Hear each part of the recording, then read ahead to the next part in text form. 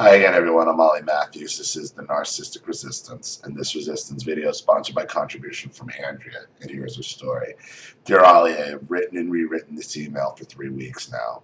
Please, if this is as badly written as my last one, of which I am embarrassed, I apologize now. I genuinely struggle with grammar due to circumstances. I have been computer literate for only 6 months. The other problem here is, and I may have to make a no iPad rule because this is an iPad format. iPad doesn't space, it doesn't capitalize, the punctuation's always iPads. So I may have to just make it into a no iPad rule because I don't know what it is with iPads, but every time somebody types something on an iPad, this is what it looks like. Money's really tight, and all we have been able to buy is secondhand iPad. So I am reading, rereading, and doing my best to write this so it's easy for you to read. This also with being a little slower at tapping the keys and getting used to it's time consuming. But I want no problems with it. Thank you. This is part of my frustration with being raised by complete mental lunatics. Lack of education and basic life skills most kids learn early on, like reading, writing, left and right. My husband, who has been my rock and best friend for the past 5 years, has encouraged me to learn everything I can that was taken away, i.e. reading and basic things in life that most normal people have. I didn't realize the extent of weirdness of my family, especially my mother, until I see my husband with his family. He is the youngest of 10, and all 10 are happy, healthy, good people. Their mother died many years ago, but every single one of them talk about their mother like she is an angel. My husband will tell me stories of their childhood, like all of them jamming in 2 cars to go on holiday or to the park. He talks of glorious Christmas days where they would all play. I wait for one of them to say one thing that might blow this fantasy mom's cover, but not one of them do. Even the adult children's children only have utter praise for this woman and only talk of how utterly kind and loving she was. It's a stark difference to my mother. You're lucky he understands and he's so patient, because when you truly come from decent people, it's hard to understand this stuff because they were loved and they don't truly know what it's like not to be loved. So you're very fortunate in that. My mother. The alcoholic, abusive waste of space that denies and lies about everything, even down to who my and my sister's fathers are. We never found out in the end, as my sister bottled the DNA test in case my mom found out. Mom will swear up and down, black as white. She will deny my childhood, claiming I always was a handful. I was hard work, but like all the stories on your channel, who the hell isn't when you're living with daily abuse and these narcs? I spoke in my last video about my mom and her relationship with this biker Pete. We lived on a farm in a tiny caravan, and they had a big caravan with a toilet, kitchen, and bedroom. They had a TV room and an open fire. We were totally and utterly neglected. We were starving all the time, freezing cold, and always pissing outside, as we never dare enter Pete's caravan to use the toilet. We were totally abandoned. Sometimes they would go for a drive and we wouldn't see them for days. Sometimes they would disappear for weeks. They'd just leave us. Me and my sister, she was 11 at the time. I was 13, 14. I won't go into the gory details of what I endured, as I said it all in my last video. However, one incident sticks out, which I will share. They had gone to go shopping and had been gone for 2 nights and 3 days. While they were gone, people used to come to the caravan all hours to buy stuff off Pete. One day, a huge man was pounding on our door. Drug dealer. Me and my sister were crying as to be quiet, as physically possible. He was screaming, "I know you're fucking here, Pete. Come out, you coward. Give me what's mine and I'll go away. Do not fuck with me again." I don't know what came over me, but this rage built up inside and I was sick of crying. I think I was sick of the whole thing. I was in a frenzy and couldn't calm down. Something went bang in my head and my instinct to look after my sister kicked in. I ran out screaming at the top of my lungs, fuck you, all go away. I was pulling clumps of hair out of my head in a rage, and my sister's crying was now a high-pitched scream. She just got louder and louder, and now she was going hysterical, which scared me, but I couldn't stop. I dived on this man's back and started frenziedly yanking at his hair. Bear in mind, the landlady was across the field in her farmhouse, so no one could hear us. He grabbed me after the tussle and told me to calm the fuck down. I carried on, panting, but I had a growl and I couldn't calm down. I was growling like an animal. I screamed, "Go in the caravan and take what you want. He hides drugs in the flue behind the fire." He just stood in front of me, this tattooed man mountain with a knife in his belt and another biker type next to him. I thought he was going to kill us. My hands were spasming and striking midair in fear and adrenaline. He just said, "Jesus, kid, go back in your van. I don't want to hurt you. I want that cunt Pete. Calm down, kid. I might be a bastard, but I ain't going to hurt a kid." You know, a lot of bikers won't hurt, you know.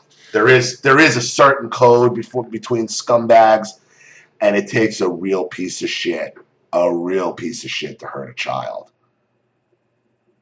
And that's just the funny, and that's the weird thing, that your parents who hurt you knowingly, you probably would have been better off leaving with this drug dealer and having the drug dealer biker raise you. I ran in my caravan and went to hug my sister, but she was pissed at me for losing it. She took all her anger out on me. She lay on her bunk sobbing and screaming for her mom. I listened at the window and the guy was pretty shook up. They were laughing, but it was a nervous laugh. I heard him say, "Pete's fucking scum," and his scrubber girlfriend, my mom, absolutely broke my heart. I covered my ears. I couldn't bear to hear someone talking about my mom like that. When they had gone, my sister went outside in a nightie and stood in the middle of the lane screaming for what seemed like hours, "Mommy," over and over and over. I think they came back the next day, but I don't know. There was never any warning. They just turned up as though they'd never been away. There were so many incidents, but I think you get the picture. Hearing you in my last video made me cower and shake. I've never heard my story told back to myself, and I freaked out. I can't stop sobbing since I saw the video. It made everything real. The pain is sickening since I sent it, and I've been ill in my stomach. You said they burnt it into my head, that I was responsible for the whole family. You were right. So right. It also hit me the point I realize now when I was broken. We'd been raided by the police, and all mine and our sister's caravan was turned out all over the ground outside, as our tiny caravan could just fit 2 people in standing. I owned one teddy bear. Well, it was a pound puppy I'd had as a tiny child, and it was now trashed. I looked at it objectively. Me and my little sister were paying for my mom and Pete's sins. I'm not religious. It's the only word I can think of. I was 13. This is one standout memory, I believe. This is where I was well and truly broken. I was already totally fucked up from the sexual abuse from the narc father #1 and the sick perverted grandparents who forced us tripe and showed me her sanitary towels. This teddy wasn't just a teddy. It was the only thing I had in the world. I used to talk to it and tell it things and pretend it was real, so I wasn't alone. The teddy was my only means of escape from these psychos. I feel writing this. I feel pathetic writing this. I told it everything, pretending it was a real person, that it was only there, that only it was there for me. Obviously, I know this isn't real, but when you have absolutely no one, I learned to have an imaginary world of friends because of my sister was that bit younger than me. Mom would have her in the caravan with her. I was left out in our tiny caravan alone. Sometimes Pete would come in and tell me bullshit stories about how tough he was and how much I was like my mom. He'd walk in and I'd be half dressed and he'd sit there with his bottle of Jack Daniels and spliff and just stare at me.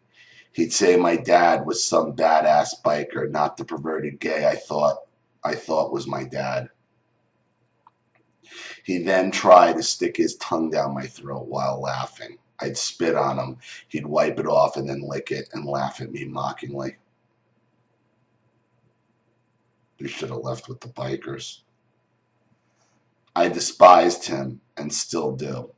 I was always alone. I used to imagine this woman and her family would show up and hold her hand out and say, "Come on, come with me." In my head, I have a bedroom in her house with dolls, with a dollhouse and a bed and everything a little girl could imagine.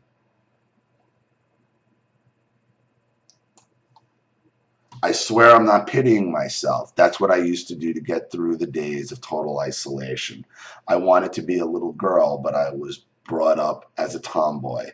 Mom used to dress me and my sister in matching outfits. I absolutely hated it, so I'd rip the dress on purpose. So after that, I had boys' clothes and shoes. I pissed my dad off and Pete as well for some reason. Mom hated it. I think that's why I did it. In the caravan after the first raid and after my teddy getting trashed, I got a knife out of the drawer and started slicing away at my thighs. It felt so good. The blood was a release. I'd write fuck you" with the blood in a notepad. I never felt such relief. I can only liken it to when you're craving a cigarette and you hail that first breath of nicotine into your lungs. Sweet mother of death. I'm not proud of telling you this. In fact, I cringe and am squirming reading this back. I never told anybody, only the counselor I had when I was 16. I got the counselor as I was going to end it all soon, and I knew I'd do it. I got scared and rang the Samaritans and told them everything. I didn't want to die, but I didn't want to live either. I used to practice the cutting to see how deep I could slice down into my skin so I could plan the day I go really deep, bleed to death, and just die. I was so tired. No one would know. My counselor was an amazing man. Sussed the dynamics out pretty quickly. Asked me to bring my mother to a session. I swear I'd never seen my mom move so fast. He said outright, "Why do you think your daughter is self-harming and depressed, has an eating disorder, and can't write her name properly?" Next thing I saw, a chair fly across the room at my counselor. Oh, it sounds like how my father reacts there. My mother reacts to counselors. They freak. When somebody tells them they're wrong in front of you, they lose their shit. They lose the rage and the panic comes. And they start flinging things like a fucking gorilla. After that, my mom said he was a pervert and they went everywhere. If I want to go see a pervert once a fortnight, fine, but she wasn't going, and I never went back. He did help me. In hindsight, I think it would have helped me, but I was too tired to keep it. Oh, that's why she freaked out like that. She freaked out where you were going to get the help from the most.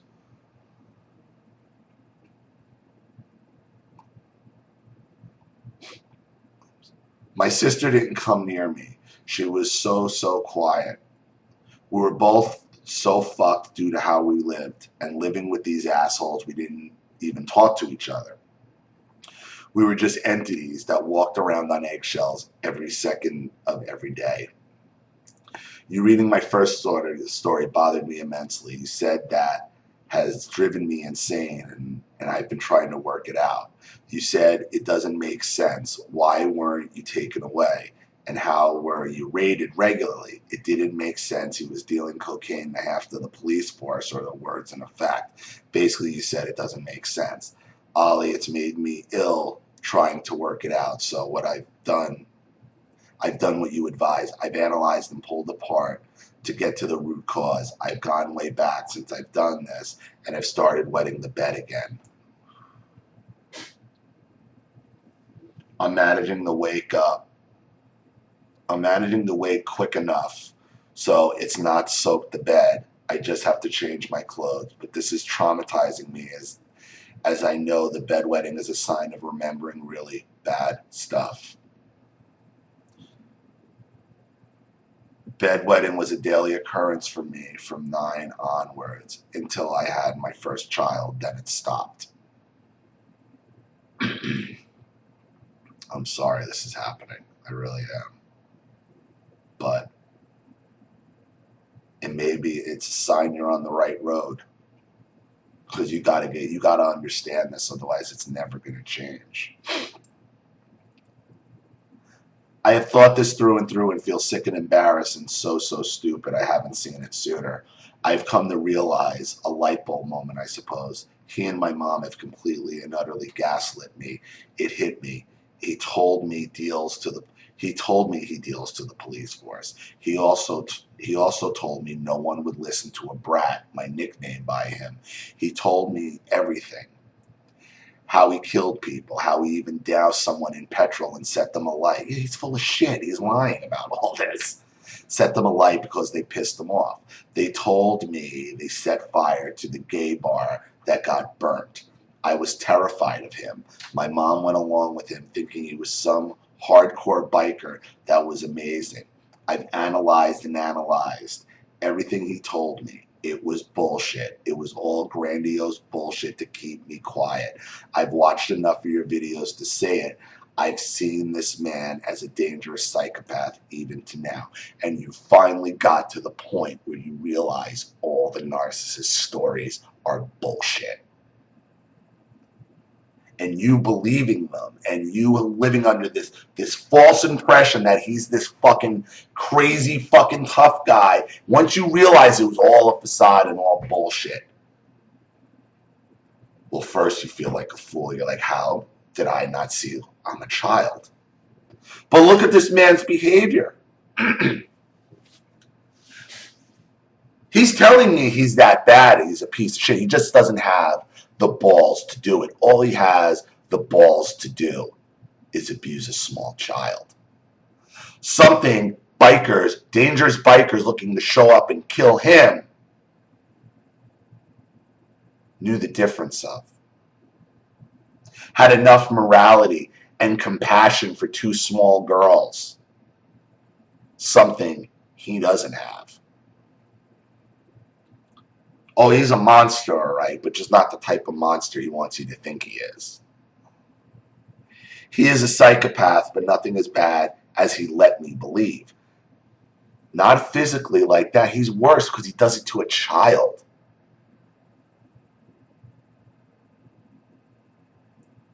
His stories are deluded and fantastical, but what he's doing in reality is actually worse. Looking at it now and watching your videos, he's just a feckless coward, lying, druggy deadbeat. I never even thought that everything I knew was a lie and complete bullshit. And again, like you say, call it out. It gives a totally different perspective. They were a Bonnie and Clyde wannabes, badass bikers that no one fucked with. Believe that, when in fact, I only had everything they told me. I don't believe any of it. They are abusive assholes, but the stories are there. Fantasy world, delusions of grandeur. They were nothing. They are pathetic. Watching your videos, you talk of calling them out and not being anonymous. As you feed them, You're so right. I have been so programmed and brainwashed. It never occurred to me once it was all bullshit. I feel so utterly angry, and that's because when you realize it's all bullshit, you've been lied to for decades, the natural emotion is pure anger and rage. That's completely normal, and you're entitled to it, Andrea. I feel so utterly angry. This has crippled me all my life, tortured me that he and my mother could blow up a gay bar and not give a shit anyone was in it. It plagued me. Again, they sat there and planned it, but do I know for real it was them, or was it just their bullshit? I guess I will never know. They didn't blow up shit. I guess I will never know or work them out. They were just playing at being gangsters. I know now I don't know now which way to turn and what to do with my emotions. I'm embarrassed at 39 years old. I have no friends to speak of.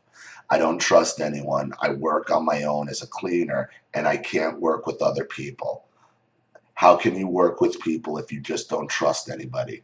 I so relate to your resting bitch face video. That's all I get. That's what I've always had. What's up with your face? You look so serious all the time. My mom used to drive me to insanity with it. You look so miserable.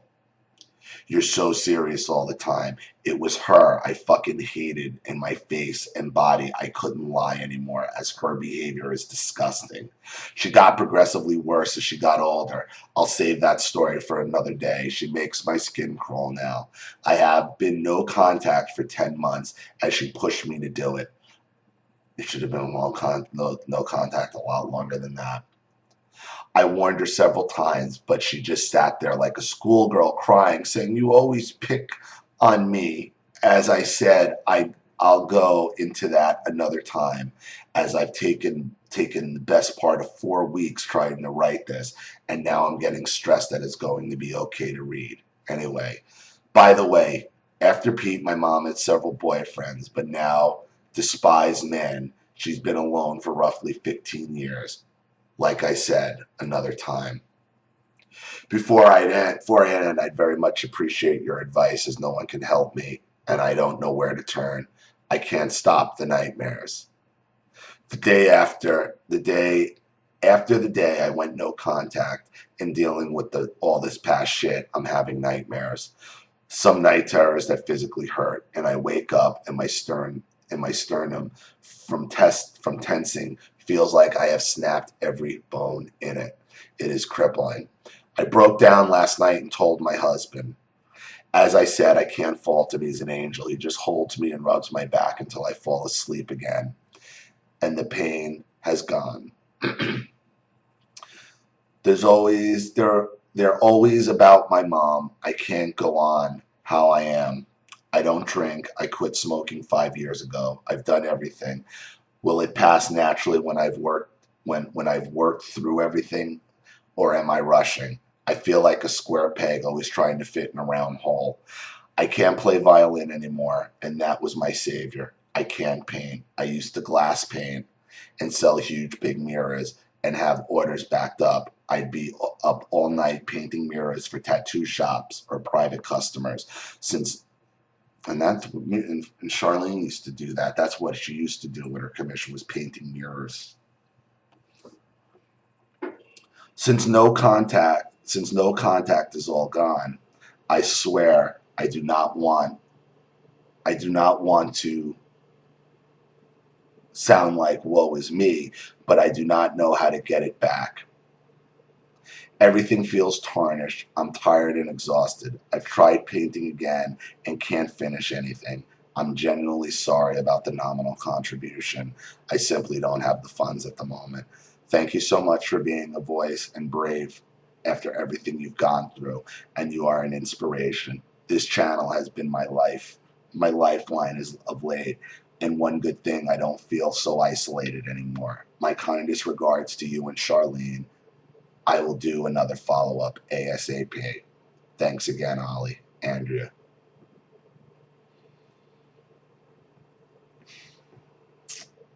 It's so sad, Andrea.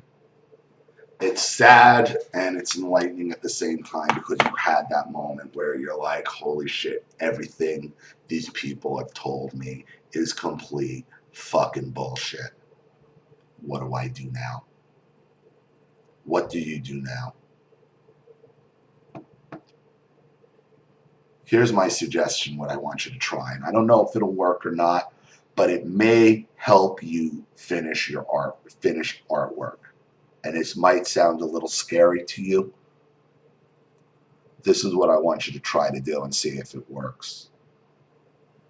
Because you got a lot of work to do, and there's going to be a lot of, because your body processes things physically with your bedwetting and your pain. So this might spark a reaction. It might get you some answers, though. Why don't you try to incorporate your abuse with your art? And what I'm saying is, why don't you try to paint a scenario of what you described to me, of what your life was? Express yourself through your painting. Try to speak it out through your painting. Put the scene there. Put it there so you can see it and you can see and finish it. No matter what it looks like, finish it and say it's done. And once you say it's finished, you move on to the next thing, and it's the only thing you could do to ever finish anything. I mean, Charlene has the same problem. It's finishing.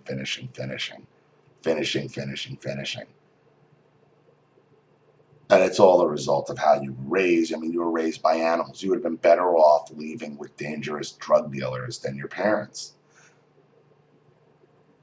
But what you got is when you finally realized that the narcissists were completely full of shit.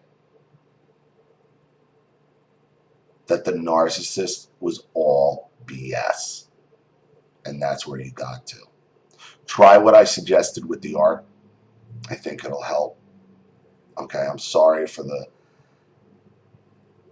bad, for the nightmares and the bedwetting that's coming. That's got to be terrible at your age, but it's coming out for a good reason, because you're dealing with this, and you got to press forward. So thank you for your contribution and your story. I really appreciate it. Thank you to everybody watching. Please leave any opinions or advice in the comment section below. And again, if you want your story read on the channel, you have a topic you'd like me to cover, a narcissist you'd like to expose, you'd like to set up Skype, have a private video, have a phone call, private video made, or a Facebook chat, or you'd like to sponsor a video just like this for someone who can't afford it and needs help, or you just want to sponsor the channel in general, see it grow, new equipment, keep the lights on, keep everything paid, because this channel is sponsored 100% by contributions from you. Without you, this channel goes away.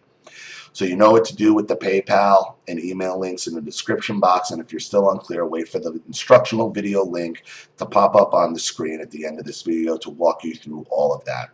Please like and share this video wherever you can. Subscribe to my channel if you haven't, and be sure to click the subscription bell to be notified of all my video uploads. I'm Ollie Matthews. This has been The Narcissistic Resistance. Take care.